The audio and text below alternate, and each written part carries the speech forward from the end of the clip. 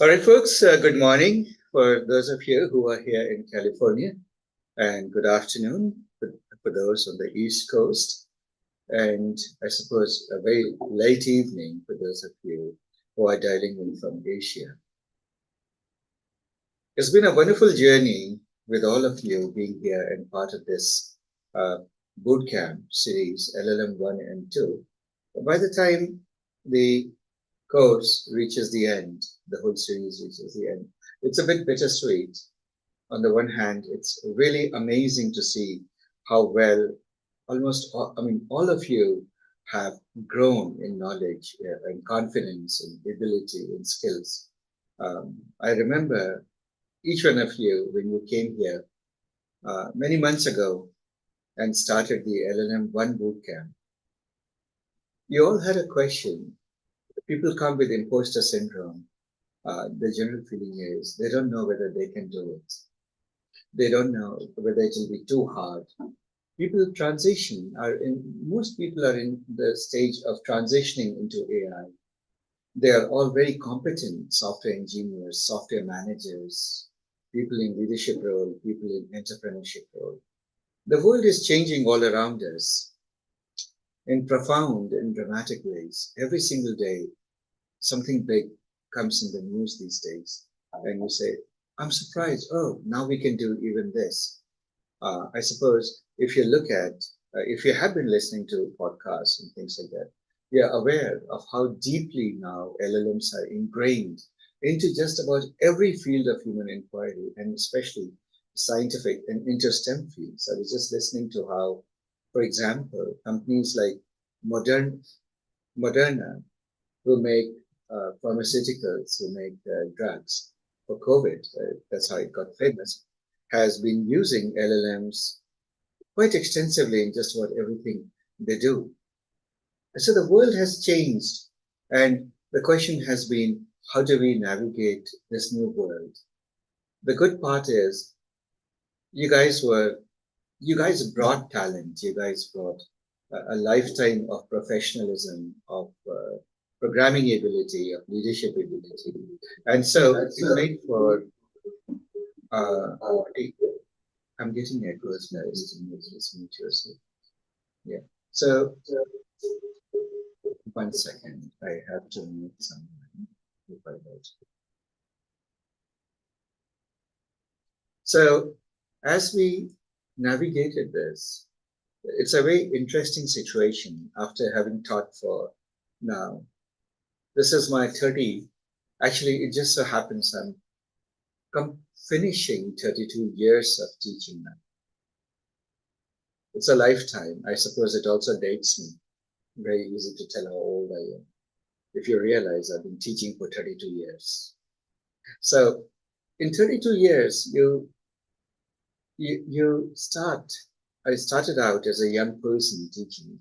I didn't know that I could teach at all. It was just an accidental discovery in graduate school, born out of necessity of being a teaching assistant. But over the years, many things change. But the one thing that remains invariant is this pleasure of seeing people go through a process of metamorphosis. Especially true in the industry, when you do fields like AI, which are very fast moving, everyone who comes to the course, or not everyone, but a large proportion of people who come to the course, they suffer from what I would call an imposter syndrome. And imposter syndrome is when everyone feels, I don't think I can do it, or I'm far behind. I'll struggle. Other people will find it much easier to do this field. Maybe they'll have better programming ability. Maybe I'm a bit behind, or maybe I've been in leadership roles for too long, or and so on and so forth. Or I don't know this and I don't know that. But and it's hard to tell people that actually the experience of 32 years is that if people persist, if people stay with the course, everyone makes it. In US, one of the phrases I learned is half of succeeding is to just show up. I couldn't agree with that more. Just staying with it, staying with the journey. It's amazing how people transform, because people who come to this course are inherently bright professionals.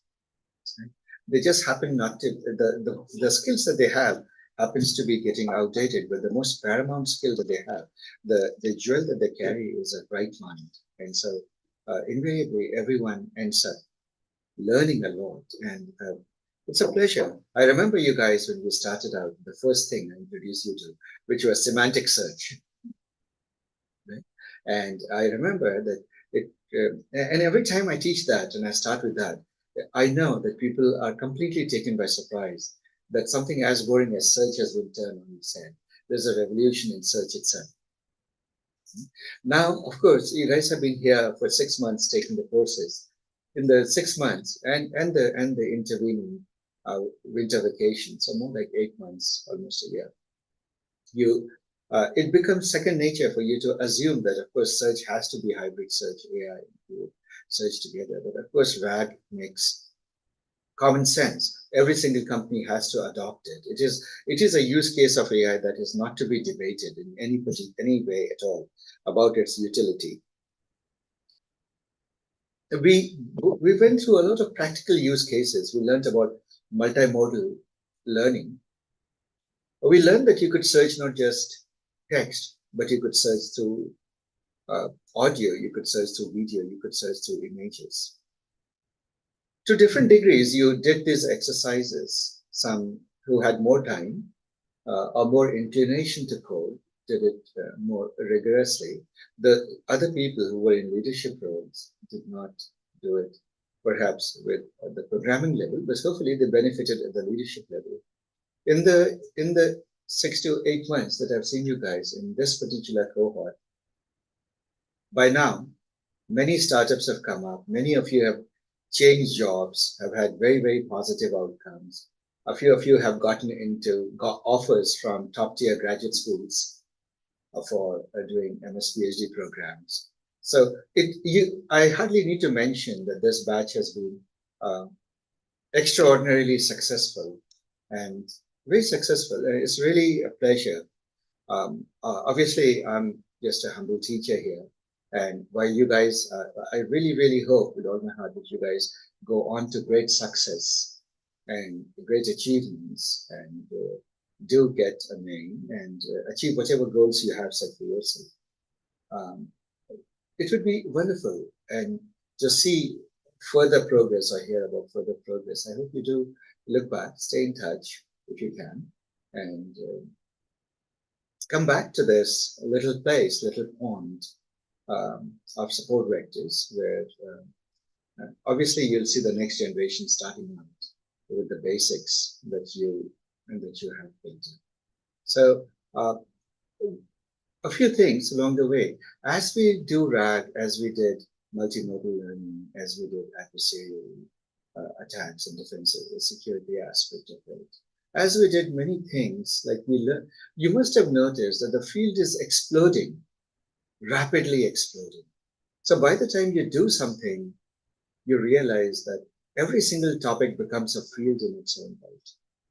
So in LLM-2, if you notice, we picked up or we went deeper into some of the topics. RAG, for example, we started with RAG, went deeper. We went into prompting and it went deeper.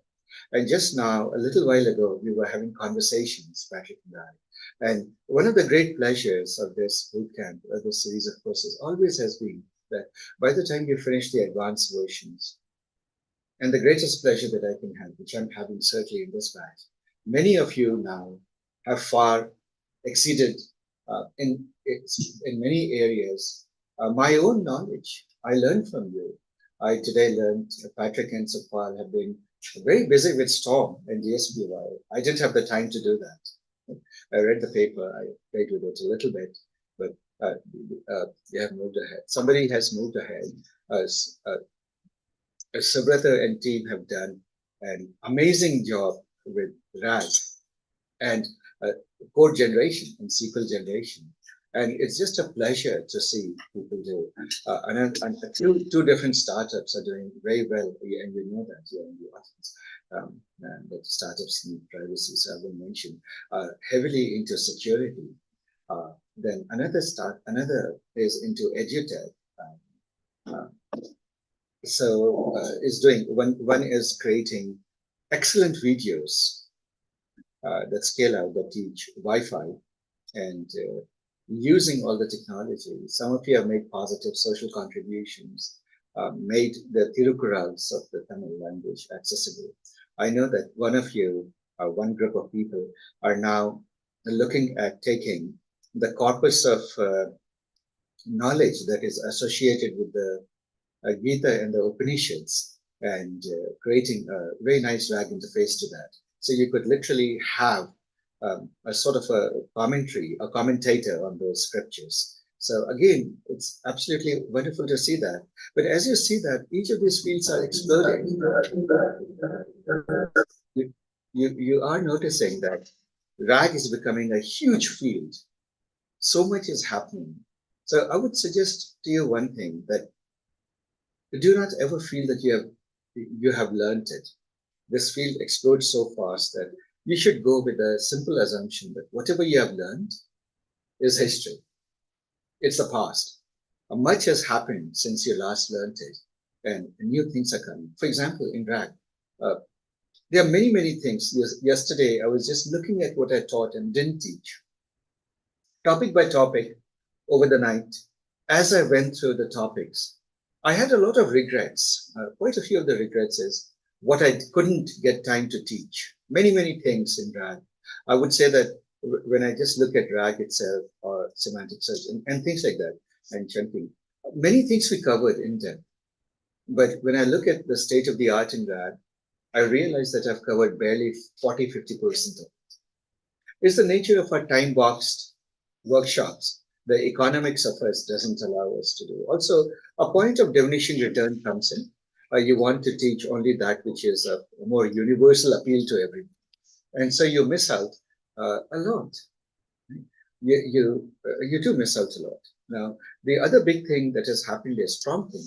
We started with, if you remember, in the LLM Bootcamp 1, we just did prompting with just do whatever you want, just write a basic. In LLM-2, you realize that you could do it in a more structured way. We're starting with the basics, the COSTA and frameworks like that, the evergreens. The big message there is whatever you do, the more effort you put it in writing your prompts, the better it gets. We did the instructor framework. What it taught us is that you could get responses as a data structure and so feed it into your programmatic pipeline. We learned about, but it turns out that prompting has moved far, far ahead. DSPY is something. I think I covered the research paper or didn't cover the research paper. I don't remember. We did keep talking about it, but DSPY is a big topic I missed in prompting, and Storm and many things that have come up after that. So many of these things, and this is the point I'm coming to in a long-winded way, is that many of these topics I'll continue to talk about and give sessions on. For you guys, since you've been through both the boot camps, it will be free. So even if I put a nominal price there just to cover the electricity and AC, through the summer, you'll see I'll be giving the sessions. And you're most welcome to register. I will figure out some system. Maybe I'll give you guys some special code so that when you register with the code, all of those topics will remain free for you. But one thing that I do want to bring, so there are a lot of advancements have happened in RAG that you folks should pick up. Throughout the summer, those sessions will happen. Prompting, and RAG and prompting that you will do. Multimodal has moved forward again, leaps and bounds. As you know, when you look at things like Sora, and you look at things like, obviously, JEPA, they're alternate, completely different ways of approaching things. But things are moving very, very fast in those space. We didn't get time to do too much on multimodal, but multimodal is really becoming it now. It's becoming very crucial to a lot of the initiatives. We did not get time to do graph neural networks. Partly, at some point, I had to give up because the subject is vast. Graph neural networks will be a full course. You guys are most welcome to register for it. It will be, you guys will have the first dip. In other words, I'm looking for a small committed audience. Graph neural network tends to be a technical topic. It is of tremendous value wherever complex interrelationships are present. Sachin. So these will be very specific topics, but will you have a curated list of prereqs that people need to do before they join those things? Yeah, Because good point. So Sachin has asked this question that on the specialized topics, will we have a curated list of prerequisites? Yes, for everything that I'll offer in the advanced section, there will be prereqs. In fact, what will happen now is for some of these sessions. So, and let me talk about the sessions before I go. Let me summarize what you learned, and then I'll talk about the sessions going forward. We're going to have, so we also did agents. Agents is again huge. Albert, you had some thought? No. Okay, okay. So agents are huge, and they're taking over the world. I mean, I used to call agents before it became agents a chain of responsibility pattern. Many of you who have asked me for advice on how to solve a problem, I would often say, from a design pattern perspective, it falls like when you have different sort of actors, different things helping solve a problem, it's a chain of responsibility. So in the AI world, it's much more traditional or much more common to use the word agents. Agent is agentic reasoning or agentic thinking, which maps in the traditional world to the chain of responsibility. Has been obviously become now a dominant theme. Everything you should do with that, I would say, whatever you want to think of, RAG you should do with that. Everything you should do with that. And with the availability of DALI 3, I'm sorry, not DALI 3, of Llama 3, and the fact that, and the smaller models like Phi 3 and things like that, and the emergence of the mixture of experts thinking.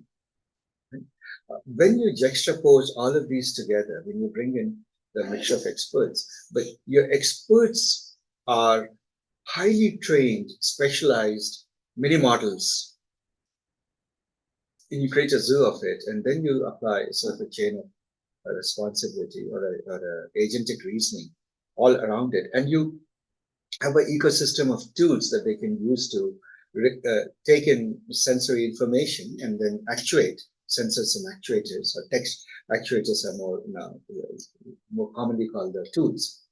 The power that these things bring is so profound. I was just creating a project for support vectors use, and at one point I thought maybe AI can solve 30% of the problem. By the time I was done, after 1 week of planning and thinking, you realize that 90% of it can be done with AI and with these things, and with a high degree of accuracy and very economically, with these models becoming in-house and being so very good.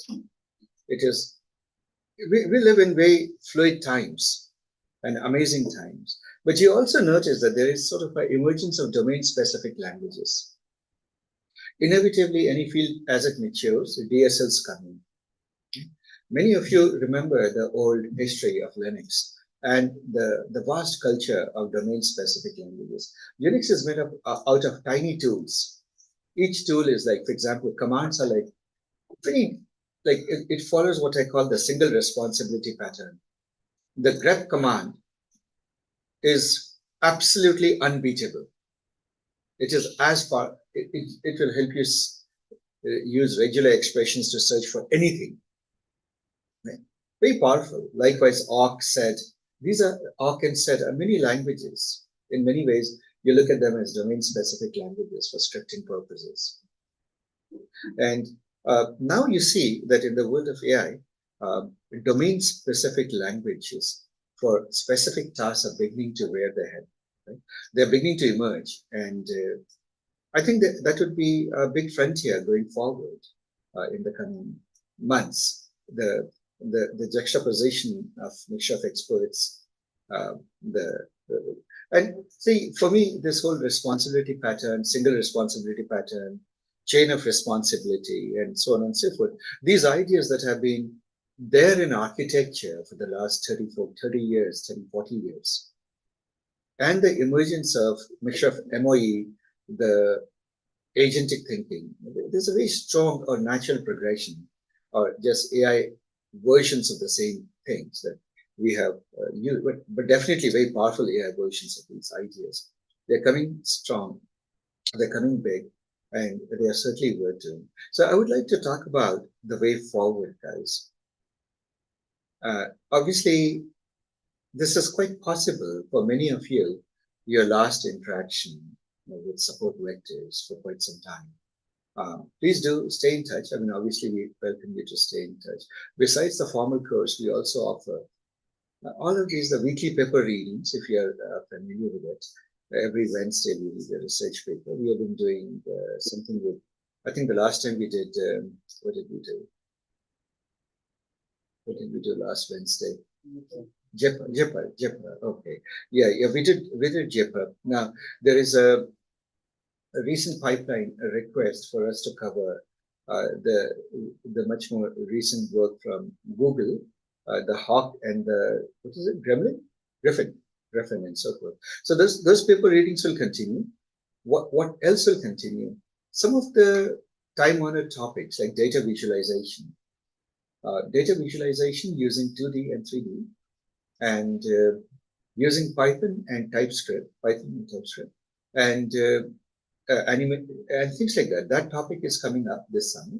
It will be mostly free, or I might charge, I don't know, what would be a normal charge, 50 bucks, 100 bucks, something like that. But most likely just free. It is coming up. Any one of you ever took the data visualization course? Or see, I see a few hands here. Just an awesome course. You liked it, huh? Nice. Yeah, so there's a repeat of that, but with new material now, with the new libraries that are coming. That is happening. Data wrangling course is coming up. Again, that will be free. And so all of these are designed after architectural patterns. Those of you who took the data visualization remember that it is not about, hey, let's create a pretty picture, but how to approach art, how to approach storytelling with data in a structured, rigorous way with a grammar, back with the grammar of graphics. So we did that. Data wrangling was the ethos of tidy data, and how do you convert, not do whatever transformations you wish and make a mess of it, which is what happens in most corporations. It was rooted in a particular ethos of data representation and tidy data and so on and so forth. So that will happen pretty soon. Then the other thing that is going to happen this summer, that I'm going to do this summer, is the math of data science. If you remember, the math, I call it the math of data science, and a little bit Bayesian and physics-centered reinterpretation that is very much happening in the research communities. Many of, like, I know that many of you feel that when I explain things, it's unnecessarily mathematical. It has no practical use. I have received that feedback from some people, but I do. It's my nature to want to explain those things that way. So the feedback is not enough, or no, the feedback is that strip out the math in the research papers. They have no use. We are here not to go over that. So which is why I have, like, as much as to the extent that I could, that my nature allowed, I have elided or avoided math in the presentations that I've made to you guys, or the explanations that I've made to you guys. Also mindful of the audience, but I'm offering a summer school for those of you who are really interested in picking it up more rigorously, and also want to learn about the emerging reinterpretation of deep neural networks, with a little bit more ideas coming from math and physics.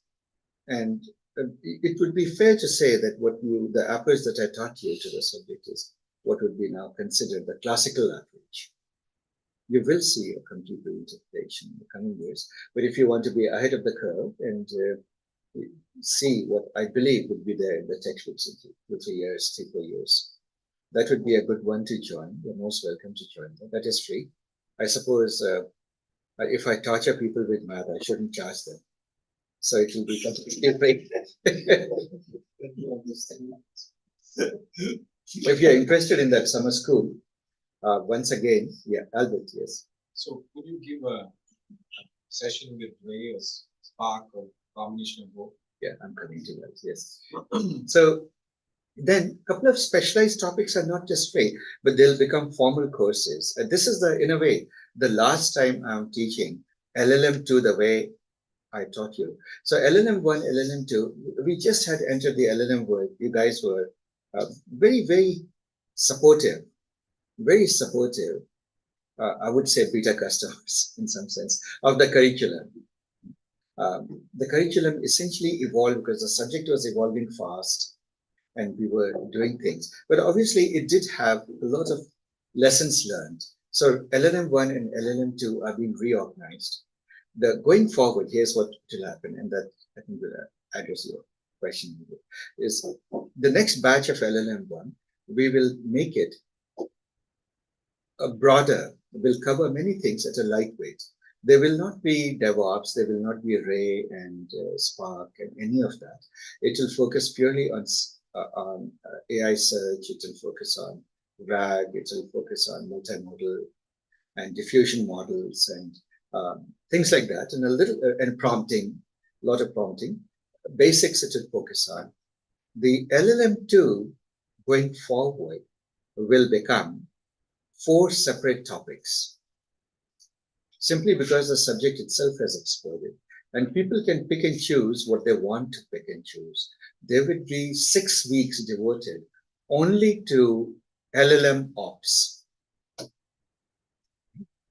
to more than, yeah, so it would be like, how do you create proper feature stores, data lineage, how do you maintain proper data lineage? How do you have an automated process that tells you that there is a model drift? For example, your accuracy is not what it was when you went into production, but in production you're getting signals, this model drift, and so on and so forth.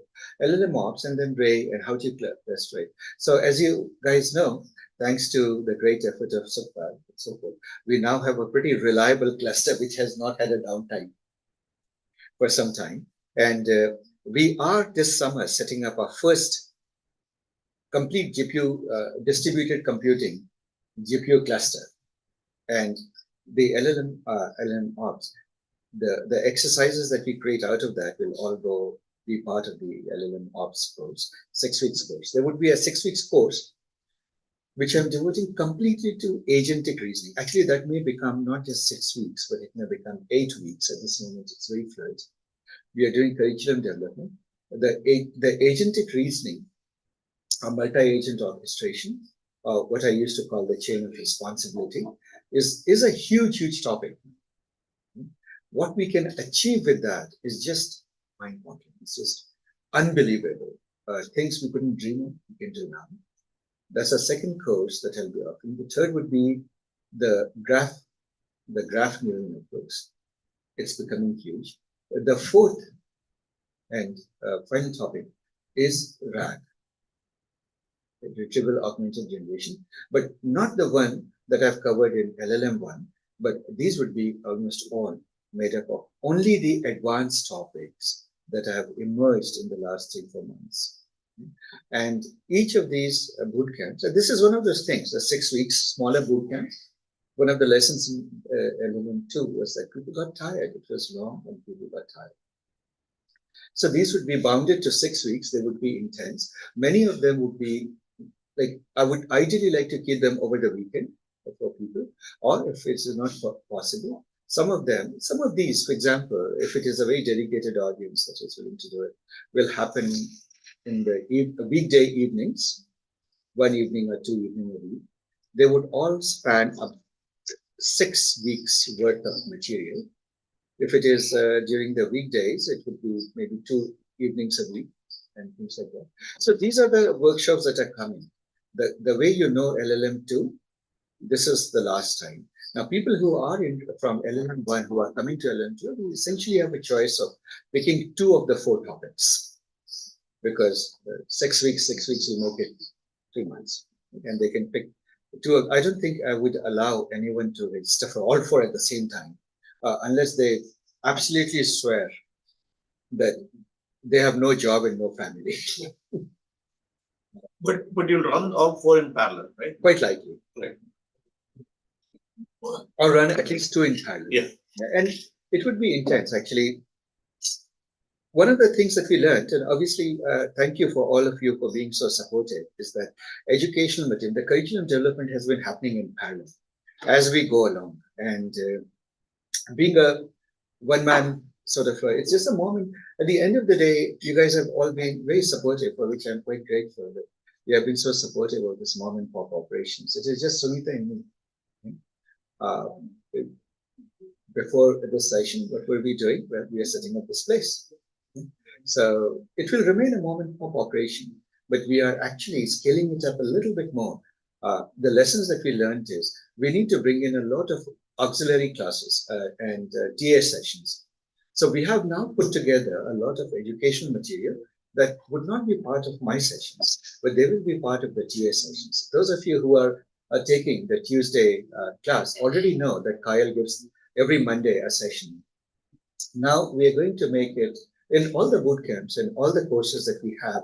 For every hour that I give, or which will be the normal, let's say, one weekend hour, there would be at least 2 more evenings appended to it, 6 hours more appended to that every week, which would be lab hours. Like, we are hiring now a person who would literally be there to set up the labs. We have also created automated scripts now, something that was sorely needed. I guess the single biggest deficiency of this bootcamp was that setup was a little hard. I mean, I realized that I come from a pure Unix background, so I sort of assumed that, okay, this is what you do. But even that's not an excuse. Now we have automated scripts that will install, or will have eventually. They're still in the oven. That will set up your environment in one click. And you would have quite literally Docker instances for specific homeworks, and you can do it just by firing up the Docker instances, going into Jupyter and things like that. You can do that. So that was one significant deficiency that we are remedying. TAs is another. So if you happen to take any of those specialized courses and you do come, and I'm not sure at this particular moment if anyone is interested, either in the free or the specialized courses. If you are, let us know. But those things as they happen, you will notice that there are a lot more people in the on the teaching side, and there are a lot more sessions that you have to do. The other big thing that is coming is assessment-driven learning. We are now, as you know, we have been building up an edutech at Support Vectors. Its first release will be this summer, which means that we are the training part is the first beneficiary of the product. You will all benefit from the fact that you will actually have a pretty good idea where you are strong and where you are weak. Nobody will look at it. It's your personal view, but it will give you a guide on where to focus, which areas to go better at. And there would be a lot of self-assessment built in. There would also be, and this is the pleasure of building things up. Remember your LLM-1 bootcamp project? You guys did RAD with a virtual professor. A more mature version of that has become real now. It is a more multi-agent orchestration with fairly deep RAGs and things baked in, and a vast body of literature that we have absorbed into it. So you will have, obviously, your own virtual prof to which you can keep asking questions at infinitum. And time permitting, and this thing, we are also trying to get a videographer who's going to set it all up. So anyway, if you were to continue, or if you want to let your friends know, the next falls, the next academic year, namely starting from fall 2024, the experience should be educationally far richer and deeper. So that is that. Now, one thing, the course material that you have, the portal that you have access to, you should have access to that in perpetuity. You will notice that I'll keep adding material to it, new material to it. So when I do add new material, I'll keep posting it on Slack. This Slack will get phased out. We are moving to another messaging platform, which is Discord. Decided. Yeah, more decided. Okay. It will be Discord, so that we can have messages in perpetuity. Slack has the problem that messages disappear after 3 months. But one of the things I'll try to do, or have one of my teaching assistants do, is archive all the good content from the Slack and put it in the course portal itself, in the web resource section. our student contributed resources section, messages section. That is one of the things that will there. You will have access to this portal again in perpetuity. Your Slack channel, your cohort can continue to engage and talk and interact with. And I do hope that you stay as a learning community together. It's been wonderful to see how much. Actually, I learn a lot simply by seeing what you guys find in the Slack. If you remember, we had started this series called the Cambrian Explosion in the LLM bootcamp days. At one time, we used to, at the end of the day, would say, okay, what have you guys found next? And then gradually it emerged that people were posting so many things on Slack, it wasn't quite necessary to have Cambrian Explosion as a formal discussion. And it is happening spontaneously, and I hope it does continue to happen spontaneously. Yeah. So the other thing, what I feel will be very valuable is when you cover the Wednesday paper, right? What we should do is we would have the open channel where people can join in because there'll be all new people coming in. But at the same time, what you do is you provide a framework, basically where that paper, the details of it could be run. Basically, if there's infrastructure or something like that. So when people have access into it, yeah, if they run into problems, there'll be community ready to help them. And so that way from there, you can pick them up to join the specialized course. So that community part of it. So it shouldn't be just a meetup Wednesday and then they again come back after the Wednesday. They have a hand holding till the next Wednesday. I would love to do that. Depends upon how much staffing, how much bright engineers I can build around at this moment and what the economics of that. But certainly that's the plan. No, but what I meant is that if you do the prep before, to have the paper, whatever, if there's some infrastructure to be prepared, we can release that as part of the Wednesday channel itself, where people can play around. No, Sachin, I completely agree with the spirit of it, but you have to remember, at the end of it, the bottleneck is it's a mom and pop shop. Yes, yes. Right? So any kind of infrastructure getting ready before I do a free paper reading, literally comes back and falls on me. Correct. So unless I have people, volunteers helping with that, it's a little hard to do that. Right. The prioritization. Because otherwise, it's very hard to understand the paper also, right? So that's where I was coming from, saying that if you have something to play around with it. Yes. So, I'll see. Certainly a great suggestion. If I could have like literally code running and infrastructure running around the paper. So I'll try. At least for some I can do that. But not all papers will have code associated. So most of them are now like, if it is not code, people are not, they say that after this Facebook and all this happening, they say we need to see open source code and things like that. Papers coming on Twitter, whatever we've done. Okay. I don't see. Oh, you don't code, Okay, guys. So one last request that I have, I would like to have a general discussion and feedback. See, it is admittedly you guys are the first batch that went through the LLM sequence, in effect, right, the bootcamp, because the topic itself has just exploded. The other courses here have been much more mature. They've sort of gone through evolution, and the collaterals, the curriculum, the collaterals are much more well established. But if you guys had to itemize and say or give feedback, open feedback, I would love to hear what are the areas or what are the things we can do to make it better. So maybe I can initiate the discussion by asking some questions or some feedback that I've received from people. And see, all feedback is valuable. There's nothing wrong. There's no wrong feedback. But different people, we all are different human beings. We like certain things and we don't like certain things. And so just be mindful that everybody's feedback, when you hear it, nobody's feedback is wrong, right? It's all valuable.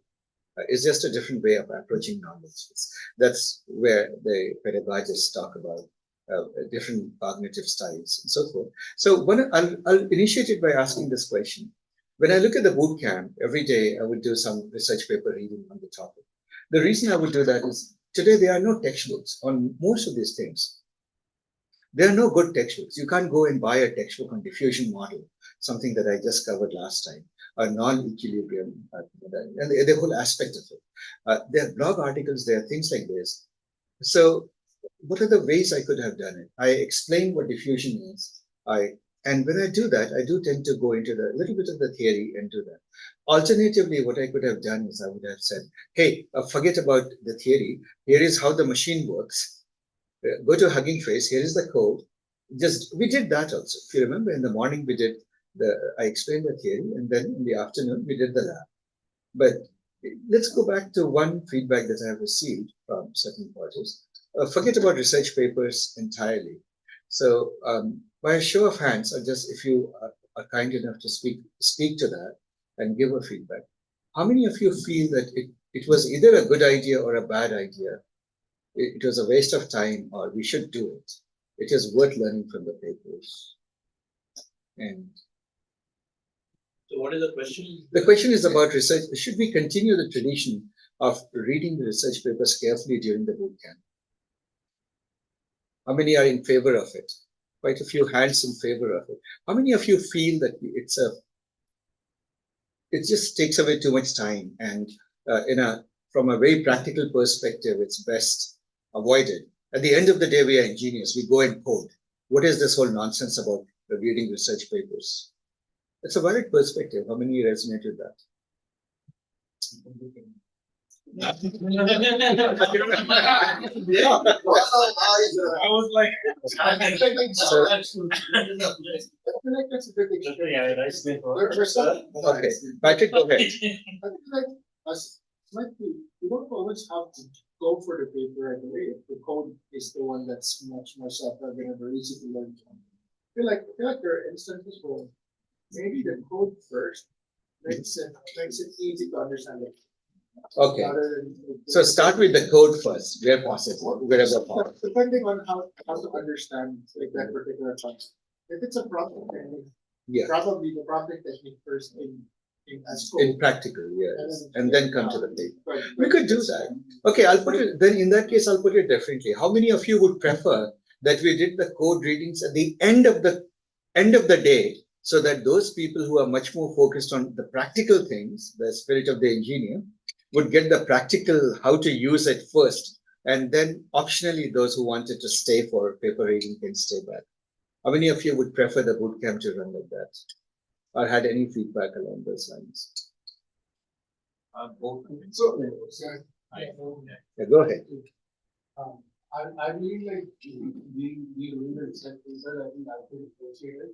And that is what the second from the other. Okay, We learn from the core principles which are usually by the authors of the research paper. okay. So I think it holds a lot of value. It holds a lot of value. All right, so we should do that. Go ahead, Subrata. Yeah, I think I agree with Saurabh that this is the core we learn here as compared to any other courses online. But I think there has to be a balance, right? Like Patrick mentioned, like you introduce us to learning, deep learning AI. There are some free courses. Yeah. So they are very very structured. They go one side, the code is there, you can run, and here Here's the explanation. So that if we have a balance of that and the research paper, 50-50 hour, Then that would be good. Okay. So the feedback I heard from Subrata is that like deeplearning.ai does, that they explain how to use it side by side, not after or before, but side by side as they explain the concept. So then let me ask this question.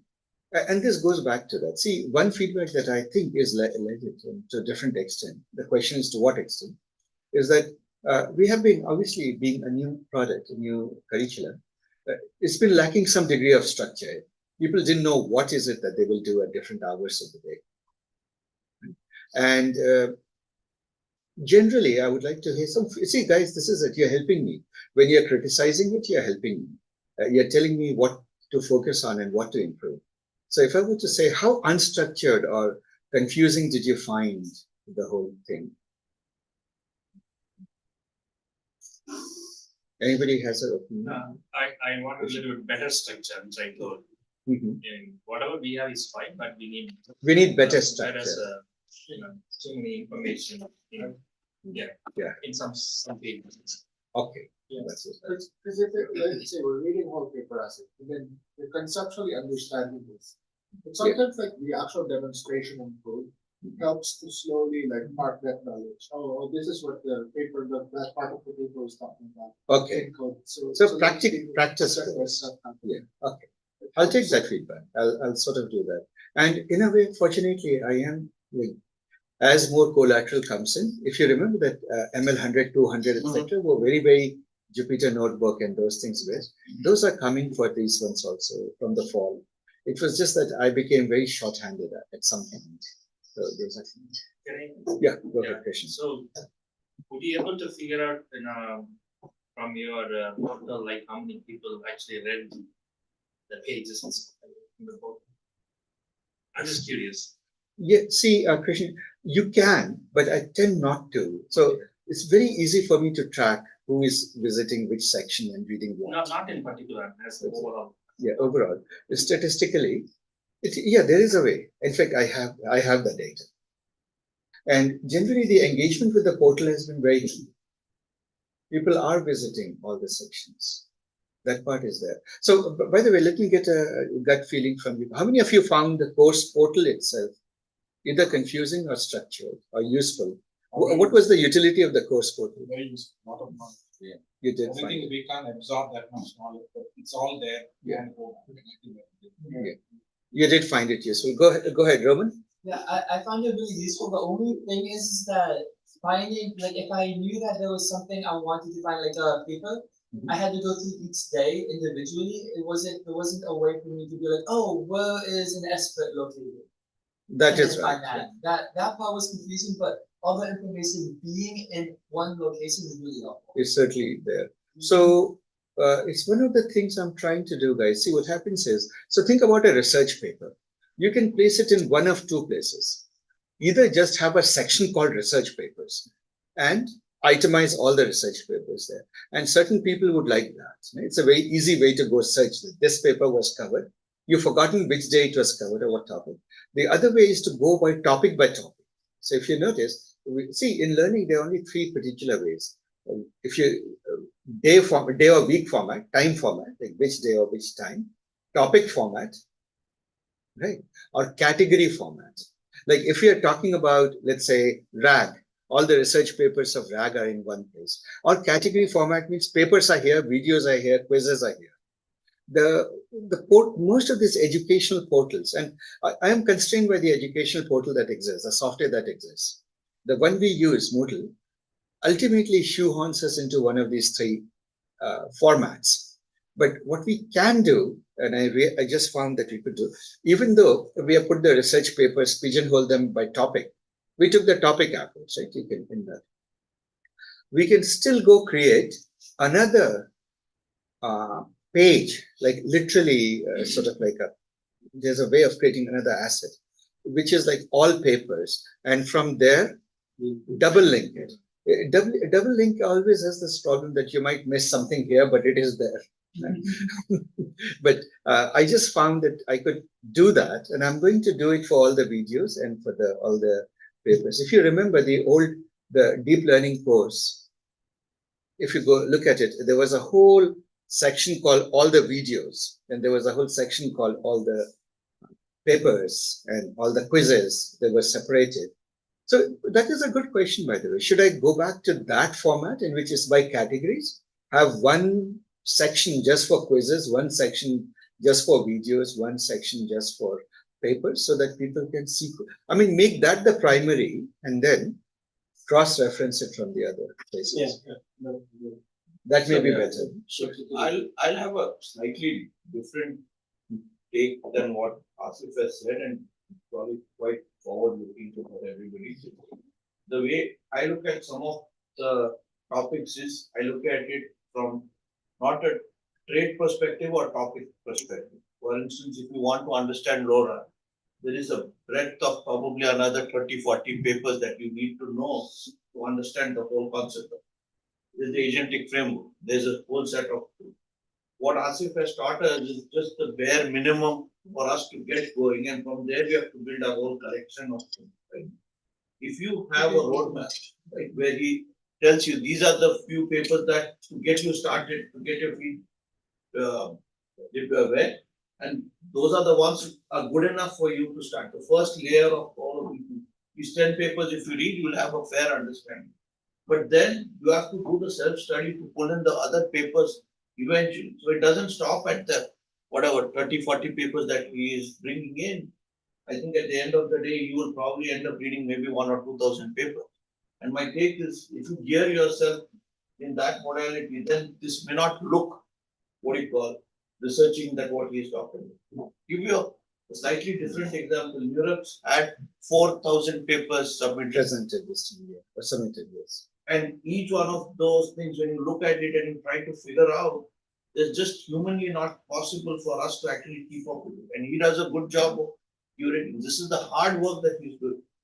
So from there, we should be able to take that as a starting point and then continue at them. So that's my take with it. So, Yeah, no, thank you. That's a good feedback. Lots of research papers, and in a way, the value is we try to find the best gems out of them and curate that.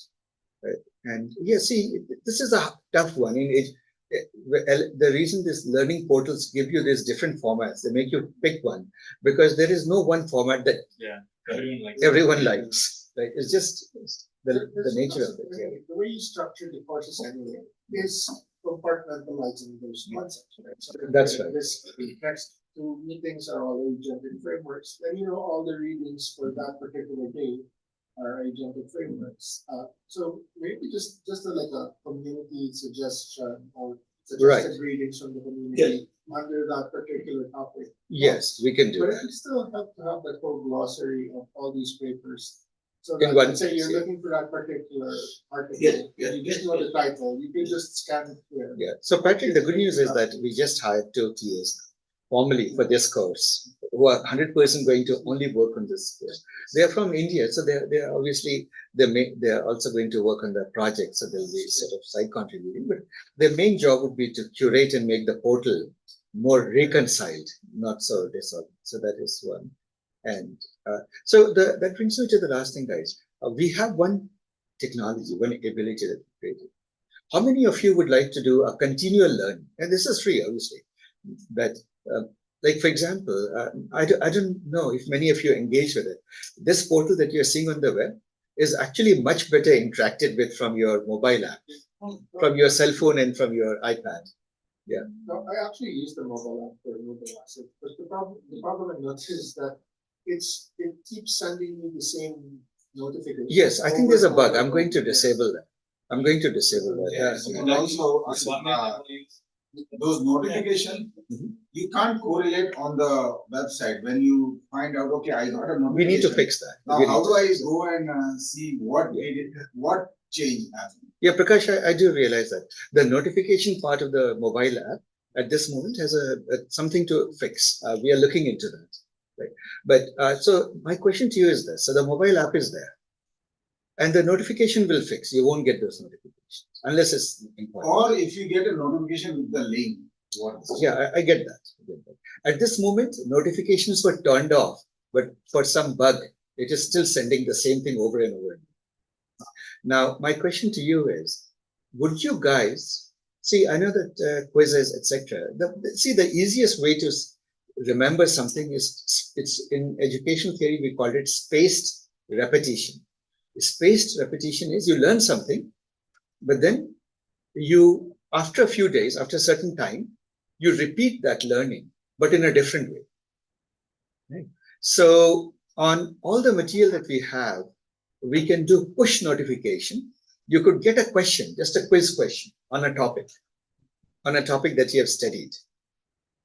You can ignore the question, but if you answer it, you can choose to answer it, and it will give you detailed feedback on why a certain answer is right or wrong. And then it can also add the latest news items on that topic and a newsletter, right, on the topics that you have studied, a perpetual newsletter that brings you up to speed on all that you have learned. Like, I mean, new things, new developments. So for example, RAG, new developments on RAG, new developments on this and that. Are there any takers? How many of you would like to participate or be at the receiving end of that newsletter and the quiz? Just question of the day. It's like quote of the day, question of the day quiz. Any comments on that for continual learning?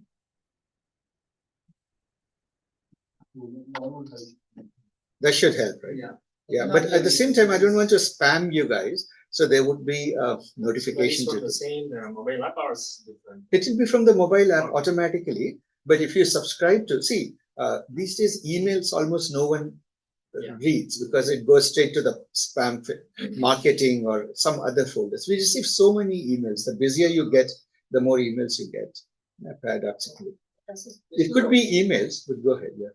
Is there a way to add like tags to that? Oh, of course, we'll tag it. Yeah. Yeah, it will be. No, the way it will work, Patrick, is that there'll be an interest list, and the key tags that you have expressed interest in, you will get only on that. So in other words, each person will get a different content. That is that. We have actually built that, and that's how it will. That's how it will be. So if you have explicitly said that I'm interested in AI agents, then only will you get anything on AI agents. So, well, those are it, guys. Any open feedback or anything that you guys would like to do? One thing I'll appreciate. Go ahead, Albert. So similar to what you said, right? So there are these landslide papers like transformers and stuff like that. So if you can repeat those papers, I mean, so you'll get more people coming in with a few notebooks because you have the search notebooks. One notebook so the person can try out the whole thing. That will really impress people. You can take all that thing that you have done, maybe have those paper readings tailor-made to get more clients. That's another way, and just yeah, I could do that. No, that's a good thing. Of course. Yeah, Prakash. Yeah, sir. It would be nice if this same cohort work towards one particular project. Like we have May and June. So for next 2 months, this cohort work on, say, next project for AI will include all the pieces what we call. Yeah, I thought you guys were already too tired to do anything. No, it's in a way that it's a team Continual learning. integration and Yeah, definitely. Come every Saturday and do something. Absolutely. The post Absolutely. reading. Yes, yes. Post with us. to read. So, So, guys, here's the thing. The suggestion I'm getting from Prakash and from Subhita is that could this cohort do some interesting project together as a form of continual learning? I'm open to it. The resources of support vectors are available. If you guys have something, propose. And those people who are interested in learning more can continue to do that. And also, keep Saturday open continuous so that continual learning softwares. Yeah, see, this summer, throughout the summer, there are no courses formal except the free ones. The summer schools and the data visualization and things like that. I'll be doing a few specialized topics. Other than that, there is no. So this place will remain open every single day. But I usually, by open, you have to know that I tend to come here by 12:30. Mornings, I would like to go hiking. So for many of you, I don't know, this may come as a surprise, but I'm taking my first summer vacation after 32 years. Yeah, first vacation. Yes, yes. In all the years of employment that I had in different companies, actually, the nature of responsibilities on my head, the load that I carried, it wasn't quite possible for me to take any vacation at all, except for maybe 1 or 2 or 3 days. That also very rarely. So most of my vacations used to expire. Almost all of them would be like that. After a long time, I have decided to take that summer vacation or actual time off this summer. And I'm still coming to terms with it. Like the whole thought of just doing nothing for a week is quite, it's what's scary. It's a bit scary, but it's also fun. Question you, what will you do after the first day of your vacation? You will print some papers and take it. So when is it starting, sir? It's starting right on, like my last class is, I believe, next Sunday. And that's it. Next week is my last week. After that, the vacation starts for me. So the support vector will be closed, is it? Support vectors will stay open. I see. He'll be closed. Yeah. No, it just means that I'm not doing anything. Formally, the only thing I'll do is the summer school. those of you, by the way, how many of you, by show of hands, and those of you who are remote, by electronic show of hands, Zoom show of hands, how many of you are interested in that summer school? Summer school of maths. It's a free, yeah, No. math, the math That is still behind not machine vacation, learning. right? Yeah. Summer school of maths. Yes, It's not vacation. yeah. I think it's good for that person to work in schools, because I'm pretty sure that even a lot of person Oh, okay, wonderful. Then Yashila just volunteered to be a co-instructor. Awesome. Anyone else? This is great. This is absolutely awesome. I'm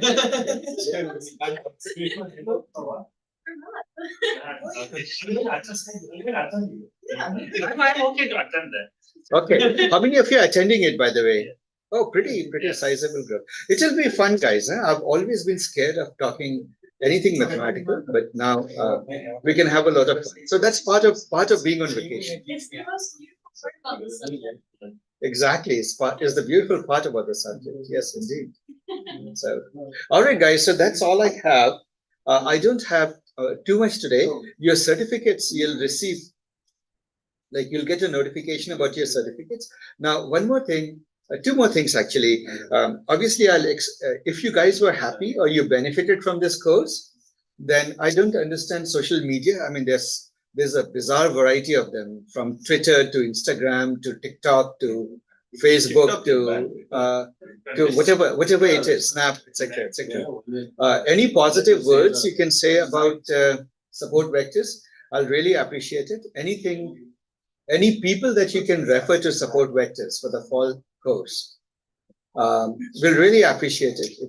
This place runs on volunteerism.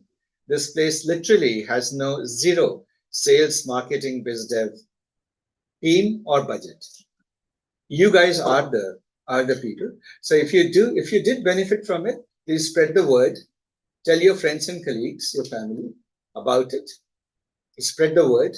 That's what I would say. If you felt that you wouldn't want to voice some strong criticism in public, but you felt some part you just didn't like about the course and certainly shouldn't be changed, it should be changed, please privately send me an email.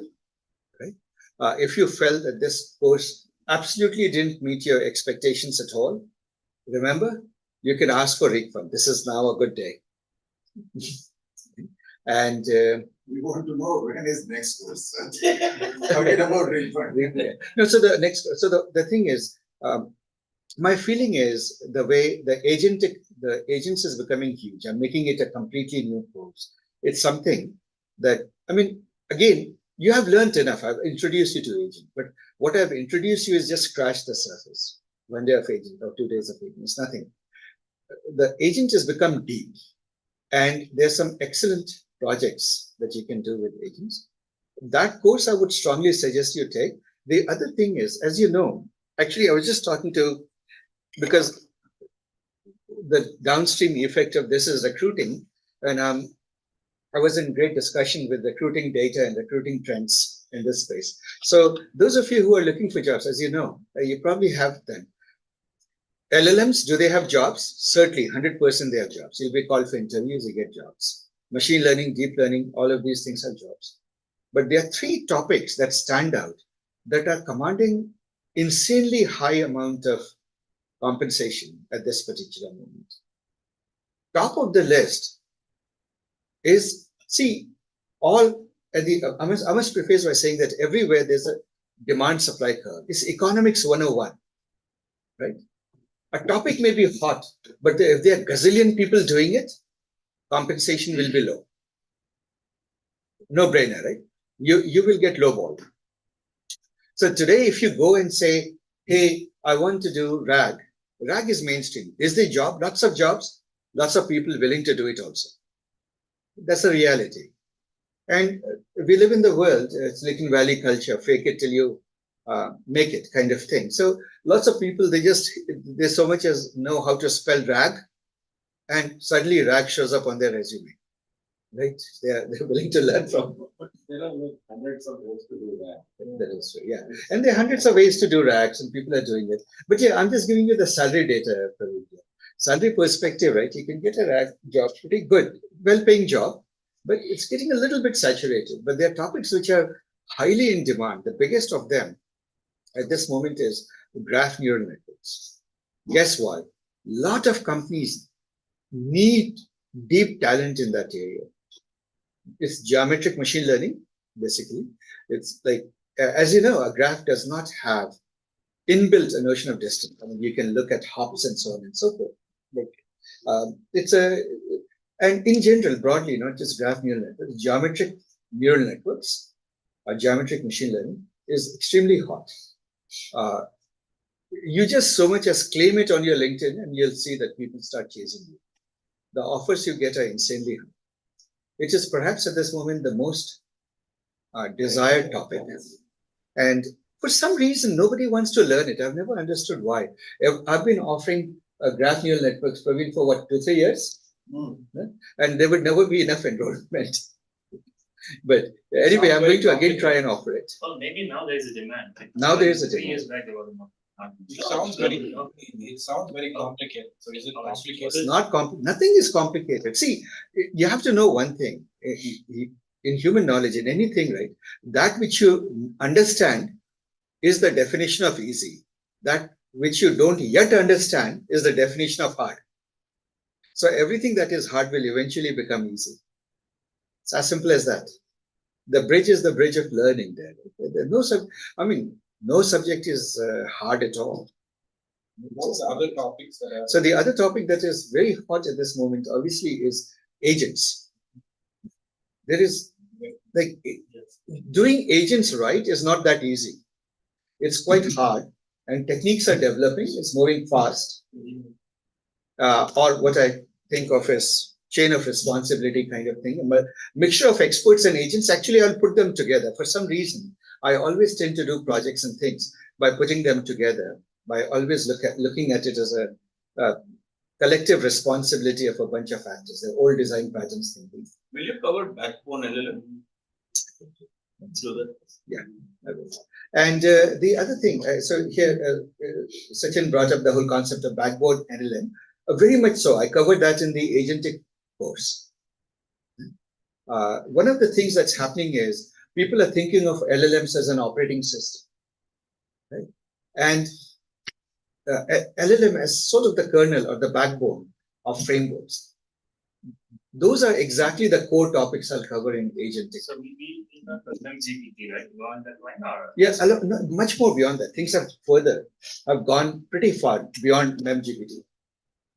Right? So those things are the second thing. But anyway, see, guys, whether you take the course here or not, just letting you know that those are hot topics. You can learn on your own if that, like, for example, if this is your terminal course, then you can pick up these topics on your own. Or if you want to learn from us, obviously it will be intense 6 weeks of lots of projects doing it. Now, the nature of agents, for example, is there's almost no theory there. It is all doing and practice and design patterns. Design patterns is the right way. There are certain ways of doing agents that work. Most ways don't work. Knowing those design patterns is essential.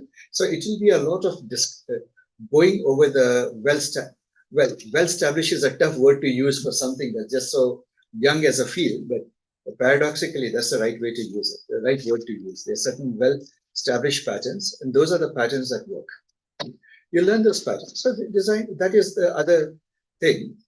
And the third thing that is sort of gaining a little bit of attention is, not a little, quite a bit of attention is the, let's say, fine-tuning. Another is a topic. A lot of people are getting into it heavily. But I would call it along those topics that is very do and figure it out kind of thing, hack-based. But one topic that's gaining a lot of attention is going to production with LLM on a distributed inference cluster. Inferencing and doing it right, and especially doing it with the open source LLMs, using not one model, but using a small galaxy of models, small models. All of it again hybridizes with this whole mixture of expert thinking and specialization. Actually, these topics are all very interwoven, but at this moment it's very hot. People, every week I get somebody calling me and saying, hey, suppose I have to run A, B, C, and D, 4 different models, and I have these many GPUs, and I have this. Can I just use Ray and do it? right? And things like that. This sort of question comes in, and the answer to that is yes and no, right? First, these tools are maturing. They have some support. There's a way to do it right. How to do it right? There's an emerging body of experience that's coming up on how to do it right. And I can also use the demo sometimes about advanced science advanced fine tuning mixture. Yeah, I would be happy to do. I'd be happy to do that. Anyway, guys, so that is it. Those are the core areas where at this moment market is very hot. Anyone of you looking for a job in those areas, go hit those. The other concept is AI. Yeah, that's what I said. Inferencing, distributed inferencing, distributed inferencing. How do you set up this high performance distributed? Basic thing is it's an economics question. I have a budget. Within this budget, how do I run the operations? That's the point. So Okay, why- guys, that's right. That's right. So why do they have a mixture of models in this case? Because of need. Because in an organization, there are many different AI tasks running, and so you have a whole bunch of models helping you do different things. Yeah. How do you have maximum throughput and so on and so forth? And it goes back now to the core operating system issues, right? Memory hierarchy. Like, for example, the GPU, the cache versus the HBM, high bandwidth memory, versus the system memory, GPU, system memory. And then the system memory you can't get to without going through the GPU, without going through the CPU, because CPU is the person ferrying data back and forth. So with all of those things, how do you run a whole lot of models? And anyway, so that is that. And on the code generation front and API front and tooling, you can look at it as the tooling front of the agents. They work like Gorilla, etc. There's a lot of downstream work that's happening, quite amazing work that's happening. So if you want to just catch up, do please go catch up with that work on your own, or you're welcome to come by into the fall courses. And those of you, see, many of you have requested, could you continue to use the machines during the summer? So the answer to that is, so this is the same answer I gave to LLM-2. Yes, sir. Okay. So Kwal is going to explain that. Yeah, some of the machines. Yeah. So what we are going to do is, guys, here's the thing. Those of you who are continuing to be in any way involved with the courses, we'd like to give you if you're doing something on the machines, practical, useful learning, we'll let you use that. However, in the interest of economics, we are going to charge you the electricity bill for it, or something that will cover the electricity bill, right? So come as a team. If your team is doing a project on these machines, I might charge you $200 to $300 a month to cover the electricity. Divide it amongst the 5 or 6 members of your team, it will come to nothing, right? I hope that looks like, does that look fair, guys? Yeah, that will be Starbucks. Yeah, that is a couple of Starbucks it will come to, right? Cost of a couple of Starbucks for each individual. So on those terms, and the one thing I'll prohibit you is you cannot do your startup on this machines. If you want to do your startup, go get your own machine. That's that. All right, guys. So that is it. Lunch will be here shortly. I'll open it up for discussion. Any other feedback? Anything else? Anyone? Yeah. I have another feedback regarding the paper reading that what Asif had talked about. So I was part of probably like maybe 6 different paper reading groups. Some across coast, some local, some UCSF. Hey, Sachin, 1 second. Sure. Unmute yourself. I'll mute myself here, Okay. so that everybody, remote people can also hear.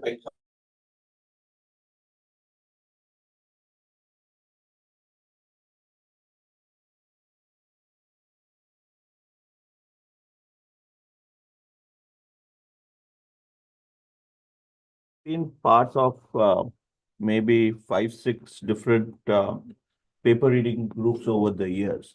And so what is unique about the paper reading with Asif is that he takes a temperature off the crowd and then tries to fill in some of the missing pieces. Most of the paper reading, people are very selfish in the sense they want to just figure out what is the latest and move on. They don't have time to explain, or the access is also limited. So when you try to read a paper by yourself, you'll realize how hard it is, or how hard it is to actually get all the concepts together and have a firm understanding of it. That is the critical part that you get from Asif in these paper readings. And my take is, when you start going alone by yourself, you will realize the value of it. So as part of that, it is inbuilt that he is unstructured because he takes the temperature of the people around and then changes the course accordingly. There may be a way by which you can do like a very drab, you see on YouTube, and where people talk about a paper and you go through it and you say, okay, I don't really, I got it or I didn't get it, kind of a thing. But you don't go with this understanding that I think I understood it and I can explain the paper to someone else. Asif basically takes you through that journey. And I think that is the critical part of being with him. And what we take for granted is, because he is accessible, we kind of take that liberty. And people like him are not accessible. Trust me, I have known probably like 15, 20 people around, and they're not accessible, that you can just walk to them and ask them, and he'll spend the time to explain. So that's my. Just to add on to what you said, like Asif takes in, like he can he basically summarizes for us with intuition, and it's like couple of minutes of like basic intuition and we understand it. So I think with comparing that to like online courses, it's basically it's like all shallow. And as you said, like we feel we have understood it, but we have not understood it on the online portals and courses. But here we really scrape the fundamentals. Right. Sure. So the dynamically, that is very important, right? Yes. Based on the audience Yes. background. Yeah. Thanks. Yeah, I'll echo that. Mainly.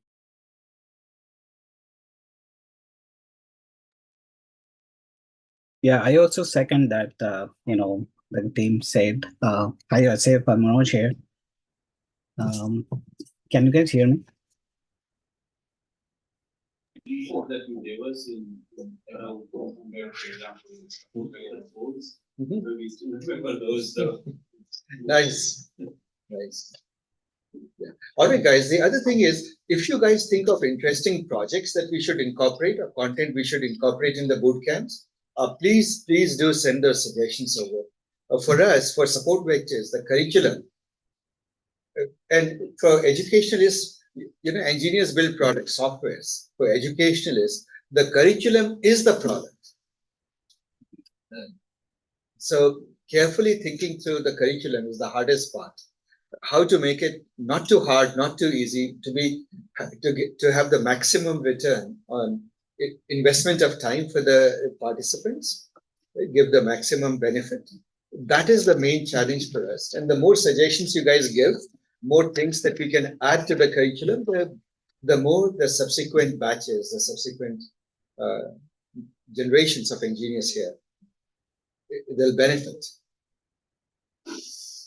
So that's that, guys. And once again, thanks a lot for everyone's help. Can I request each one of you to send some? I didn't put a feedback form on the course portal, but for here, I'll give you guys, as always, a blank sheet of paper to write your course feedback. As you know, it's a tradition here in the US to take course feedback. Many of you are remote. If you can send an email, I'll appreciate that. Obviously, it's hard to stay anonymous in an email. I apologize for that. But for those of you who are here physically, I'll hand out a sheet of paper.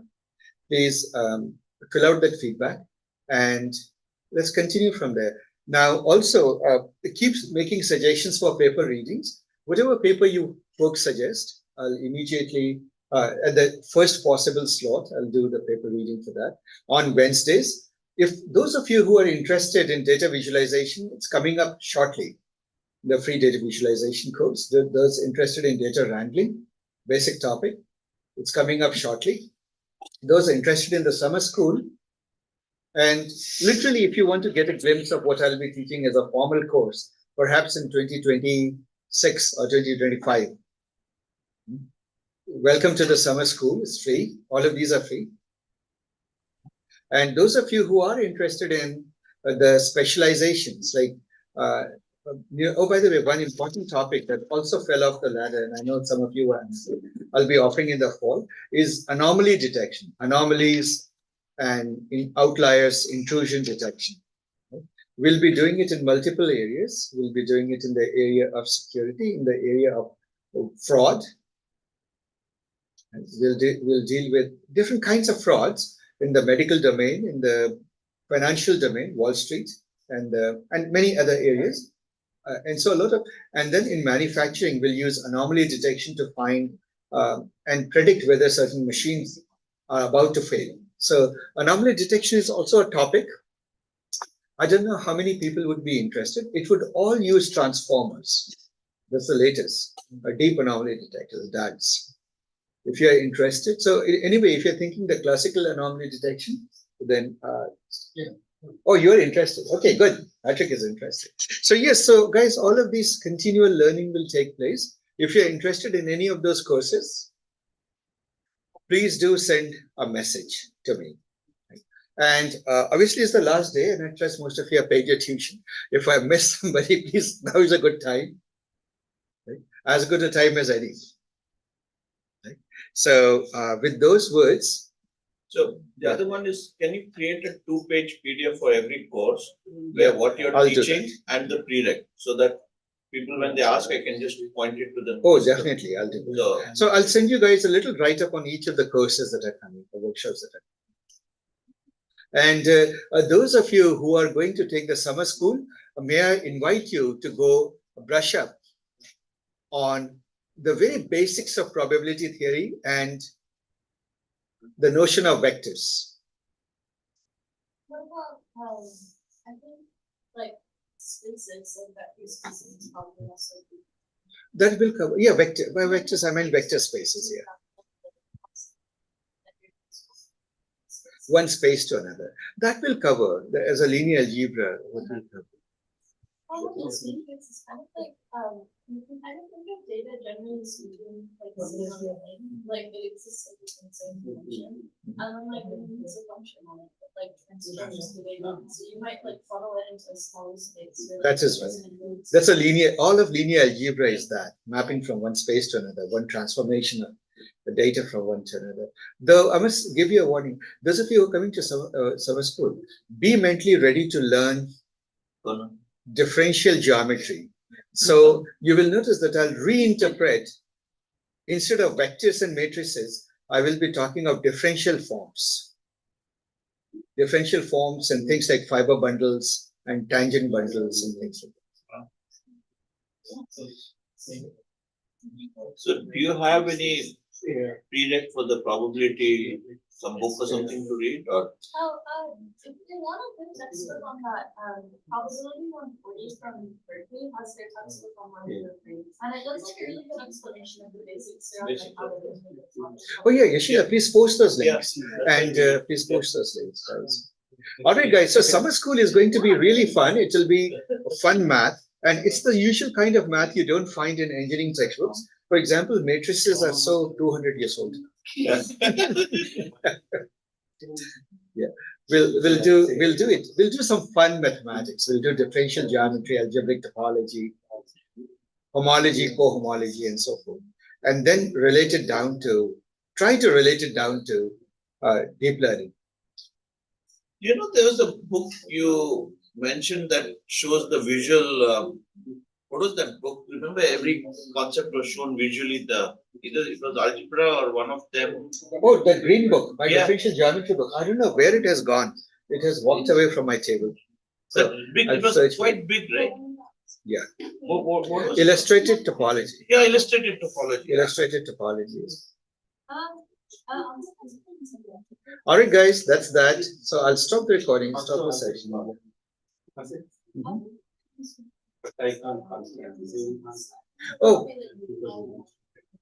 Oh, but yeah, so Praveen mentions that the TICON conference is coming.